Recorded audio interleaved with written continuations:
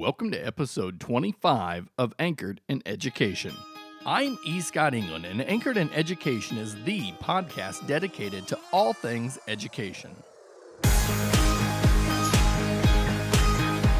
Educators across the world routinely engage in conversations surrounding fundamentals, concepts, and new ideas that improve this great profession. Sometimes we agree, other times we disagree. But at the end of the day, we are all anchored in education.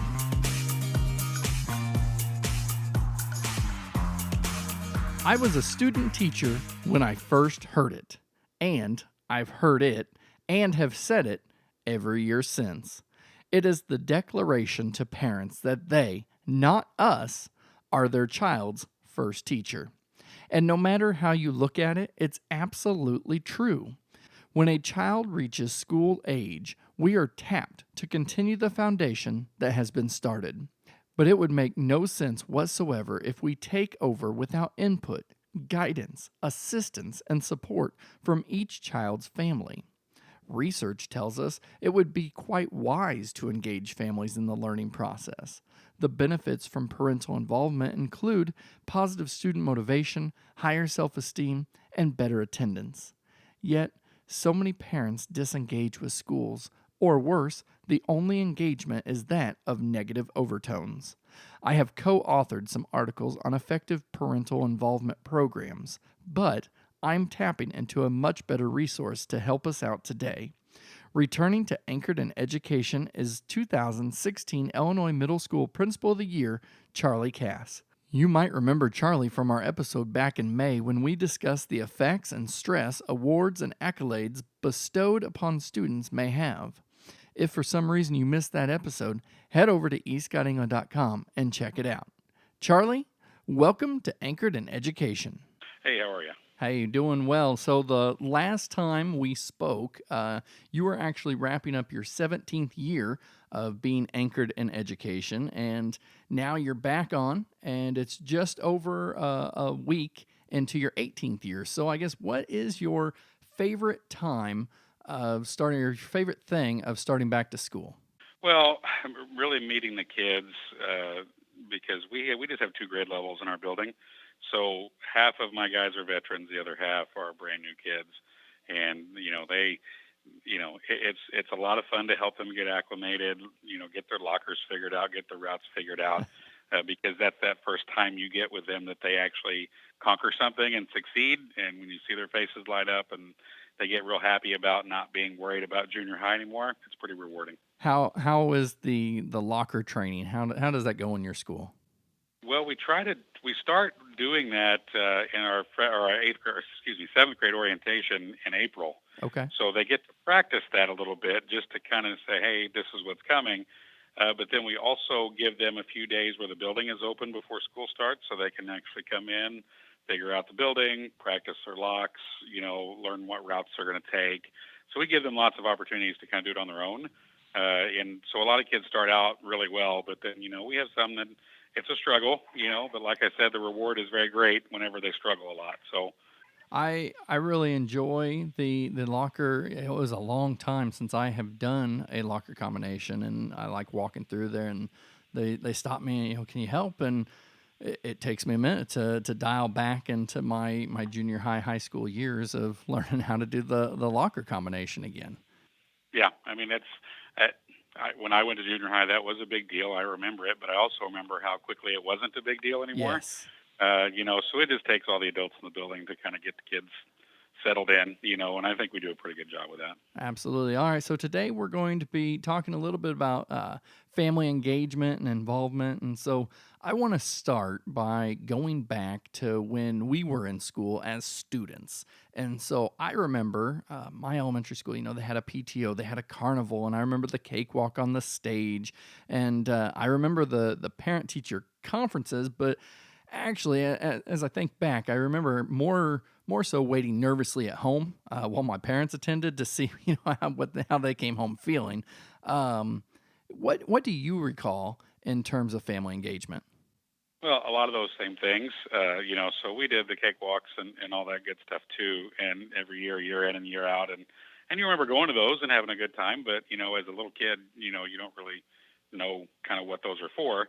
In the parent-teacher conferences, same thing. You would be kind of nervous, but I just enjoyed, especially for our house, that the rules for my house is if you got in trouble at school, you get double when you get home. I mean, that's how on point with the teacher my mom was. So Yeah. so that was something. If maybe you had a thing at school, you knew you were going to get it when you got home. So I was pretty good. I didn't get in trouble, and those were the days we had SWATs. So I never got swatted in school, so I didn't have to get double of those either when I got home. Well, and I definitely I behaved as well. I remember a time when the principal had to call my house, and my dad spoke with her. He was in one end of the home, and by the time he got off the phone, I was in an opposite end of the home. But when he called my name, I could have sworn he was standing right by me. So there was only one of those phone calls. And, I don't think that at that time, of course, us as students, we weren't thinking of it as family engagement and how important it was. And I don't even know if my mom and dad were thinking of family engagement. It's just something you did. But this has become kind of a hot topic, and I think family engagement has fallen off, and now schools are looking at getting it back on. So I was looking over some research that was related to family engagement, and I mentioned some of this in the opening, but I found that effective parent involvement it's associated with positive student motivation, higher grades and test scores, enhanced self-esteem and good attendance records, and even the increased likelihood of post-secondary success. So my first question for you is, have you seen a noticeable difference in students whose families are engaged with the learning process? Yeah, I think over 18 years now, I have, even in that time. Comparing my childhood to now, I think it might be a little unfair. Parents, they were engaged, and but like I said, it was mostly for that behavior thing. They didn't want their teachers and their school community to see that maybe they weren't being raised right. That was a concern of parents back in those days. Sure. And now it seems like you know sometimes we have parents that were disengaged, or they were disenfranchised from school, and they don't feel comfortable with talking with us. It's not something that they want to do. If school didn't go well for them as a child, they don't want it to go well for them, or poorly for them as an adult either. So I usually get people calling, "Hey, why is my kid failing?" Or the kids, "Hey, my kid didn't get an A, and it's the first time in their life. We need to talk about that." And I don't really have a middle ground with the people that call and they really want to engage with me. It's usually when something's going wrong. So Right. that's a narrative I think that both sides of that can take some part in and make better. But it's we have to be on the same page. And I think sometimes what we view is in our seats we have to look at all of our kids at once, and we're trying to create policy and practices and curriculum for what's best for our kids and where they're at. But at home, that parent has to worry about that one kid. So their perspective is going to be different. As I'm listening to you talk about that, I kind of wonder, we see a lot on social media, the positive call home or the good news call of the day. Um, Hmm. I mean, do you think that is one of the strategies that's being used to kind of show that we are changing the narrative, that the school is more than just, the interactions between school and home is more than just negative? Absolutely. But you know, sometimes when I make those phone calls, or even if you call a kid into the office for something that has nothing to do with trouble, and they're very nervous when they walk in. There's that feeling that if you're in the principal's office, you're in trouble. Parents the same way. I have a lot of my parents that I get along with great, and when I call and I say, "Hey, I need to talk to you," and their first response is, "Oh God, what did you do today?" And I'm like, "Oh, it's not like that." So I think sometimes they're just waiting for something not good on the other end of the phone. So yeah, I applaud those folks that send those positive phone calls home, because it does make a difference. But also, and it's just how you act every day with every situation too. So, changing that narrative is just one person at a time in every interaction that you have. Whether it be a really ugly, sticky situation that you help a kid out of and you help a parent out of, you kind of brick by brick, you build kind of the culture for your parent engagement in your building. So I believe that's done slowly if you're doing it right, and it's not it's not something you do with a phone call, but it has to be done in every interaction.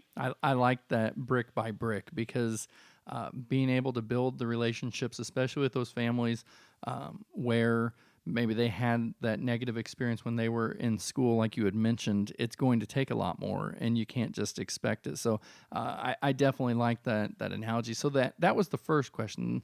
The second question that I have with the research that I cited is how do we communicate to parents how important their role is to students? What role does the school community play in engaging in students and parents?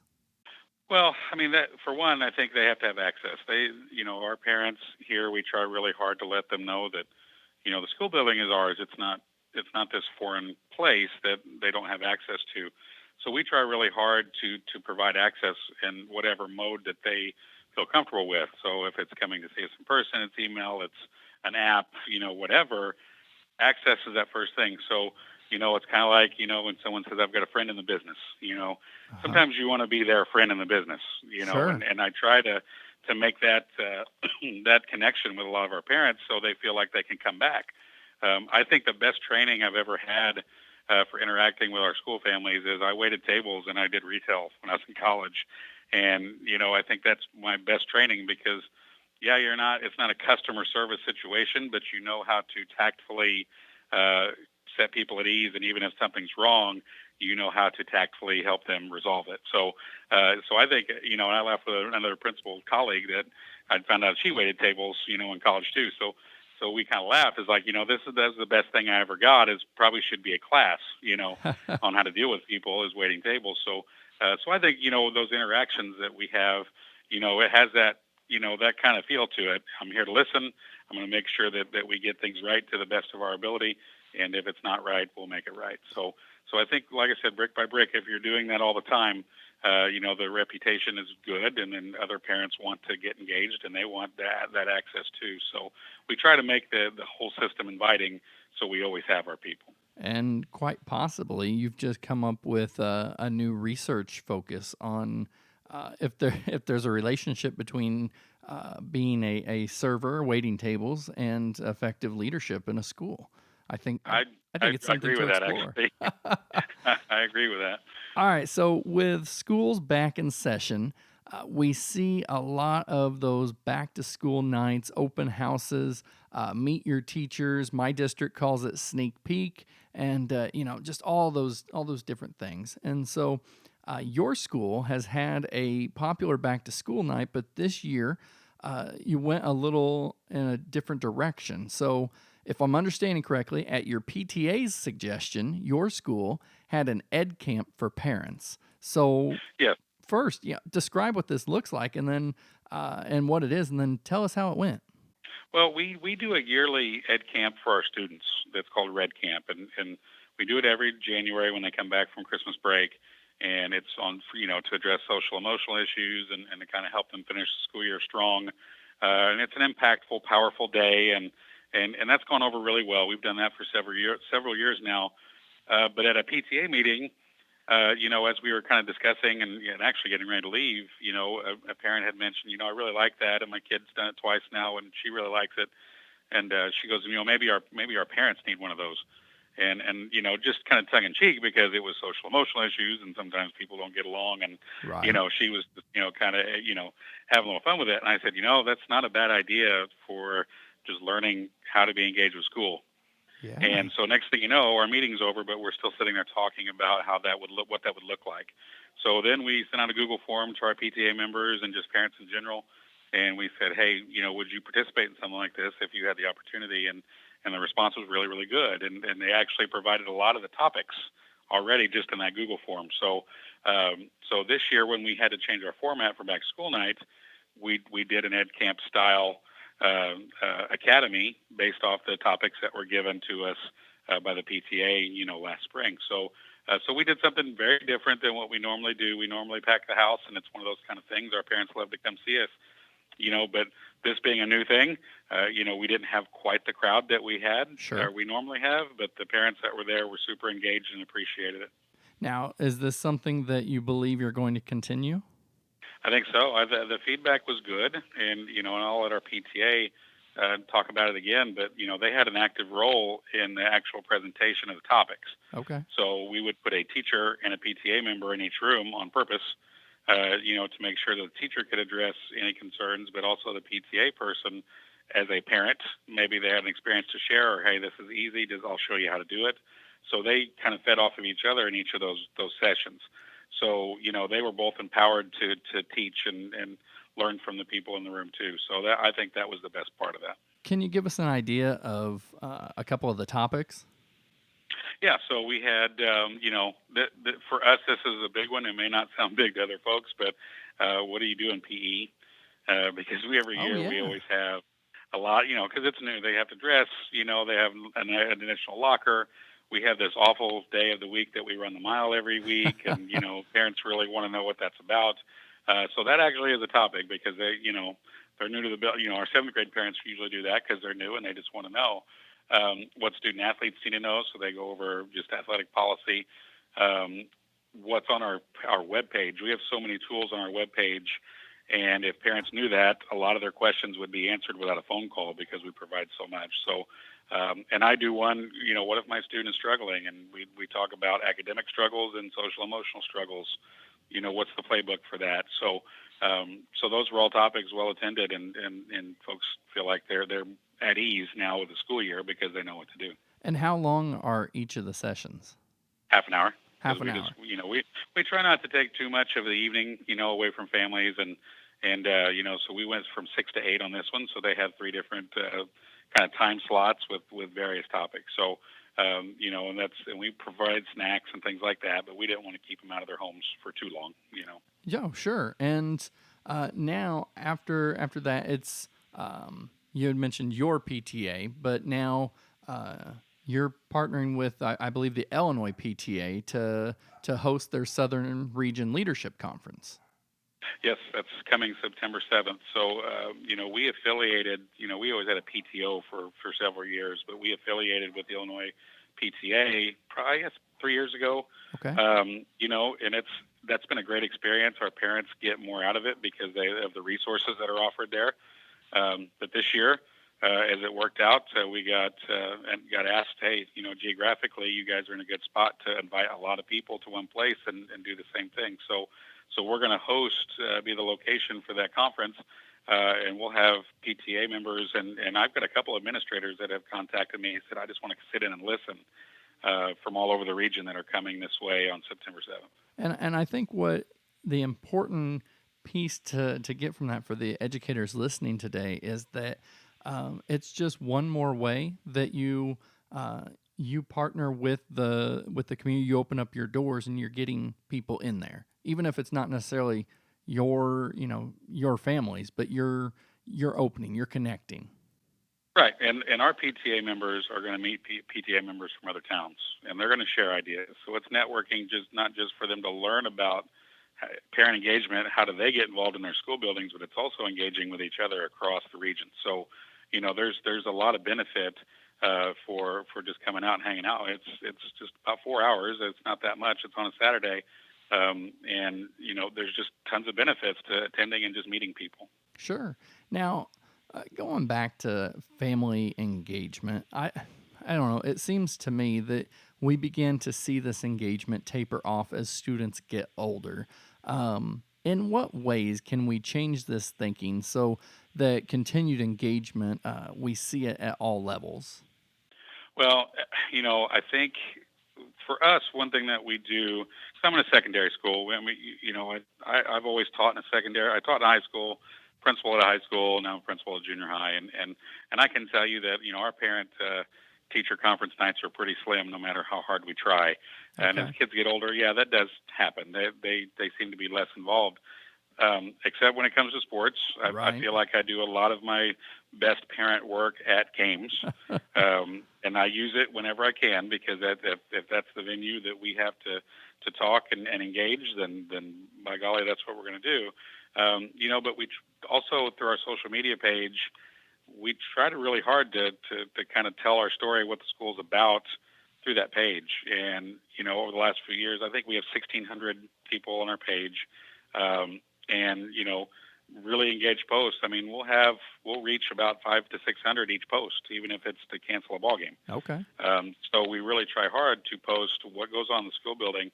I always like to tell folks my goal is that you don't have to go to school here to know what's going on.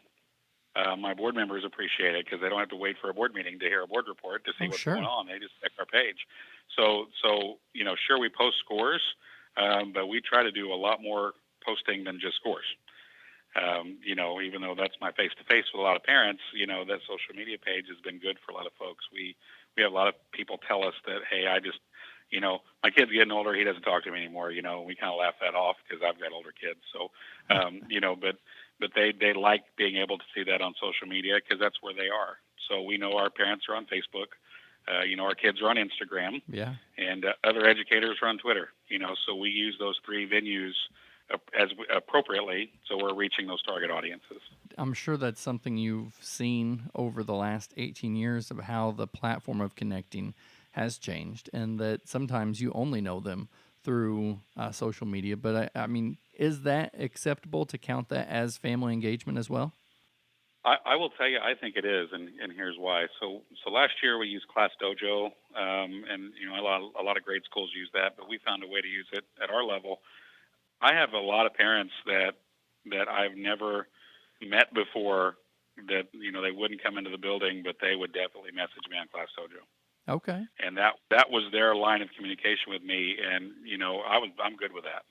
So I consider that a win. If I've got somebody that maybe is nervous about coming in, or they're nervous without face-to-face, maybe their student does struggle and they don't, that's a safe place for them to contact me and work with me.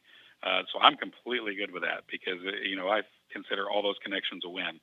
But that disenfranchised parent that doesn't want to come around, they definitely hit me up on Class Dojo.